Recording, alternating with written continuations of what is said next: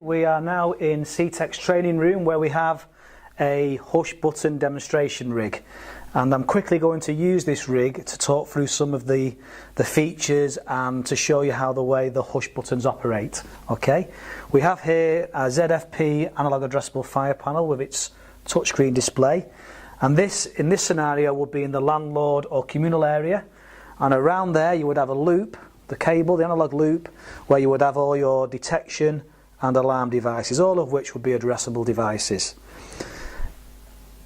Inside each individual dwelling, and there are 3 dwellings represented on this system, there will be a hush button. Okay, we've got a stainless steel hush button here and 2 of our plastic hush buttons. They both do the same job, or all 3 do the same job. Okay, in the normal state, the hush button, which is an addressable device that's addressed on the loop, as its supplied present LED lit, and it is monitoring its detection and alarm devices. You may have more than one detector and more than one alarm device. You probably wouldn't have a manual call point, but to show the features off of hush, we have got them on this rig. Okay, now for the purpose of this demonstration, we're going to assume that you are actually in the dwelling when the false alarm occurs. So let's say you've got up one morning and you're cooking yourself a round of toast. Okay, the toast burns.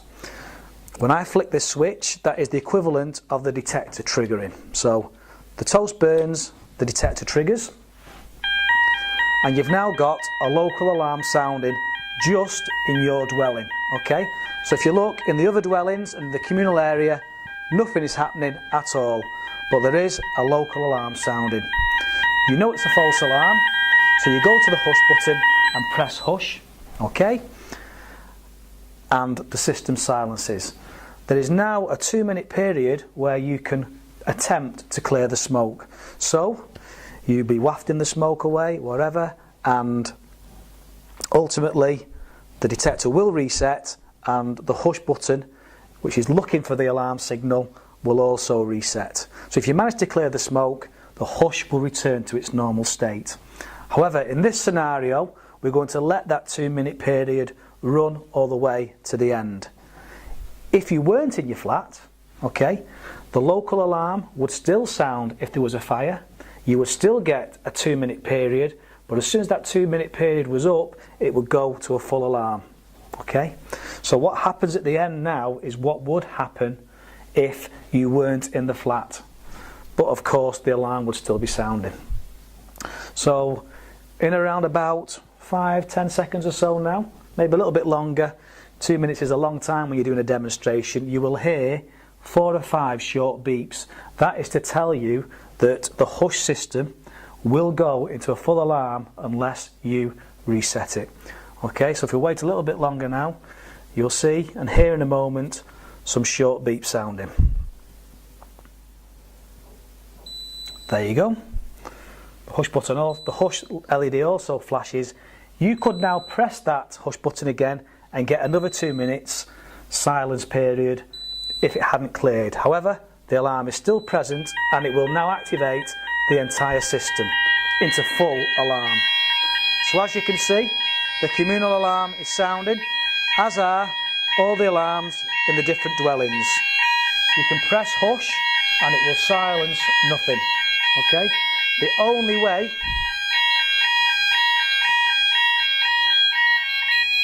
you can silence the system is at the main panel. Okay? So everybody is evacuated now, or you could of course have had some kind of phased evacuation in play there. Let's now reset the system.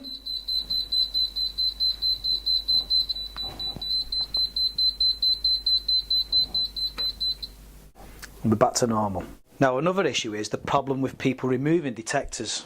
They're so tired of false alarms or doing work in the building or work going on in the building, alarms going off, that they basically vandalise the system.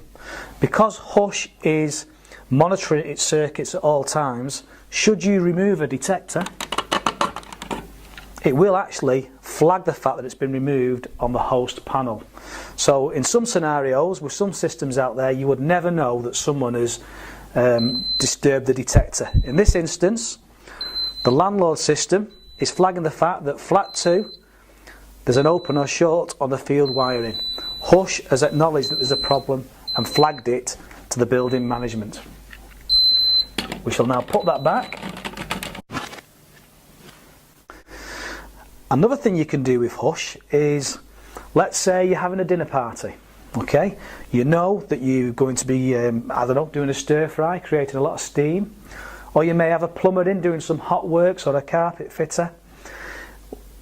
Often in those scenarios, depending on the system you have installed, you have to go and isolate the main panel, or even turn off the mains and remove the batteries, etc. With Hush, you can simply press the Hush button when it's in its normal state, okay, and that starts a period of isolation. So there is now 15 minutes where you can do whatever you like from a creating smoke point of view, and nothing in that flat will trigger.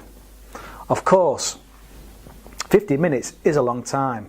What happens if there is a fire alarm somewhere else on the system? Okay, in that particular instance, it will override any isolated state, and indeed any Hush state as well. So if we trigger this particular call point, the isolated system is overridden. Again, you can press Hush as much as you like and nothing will happen.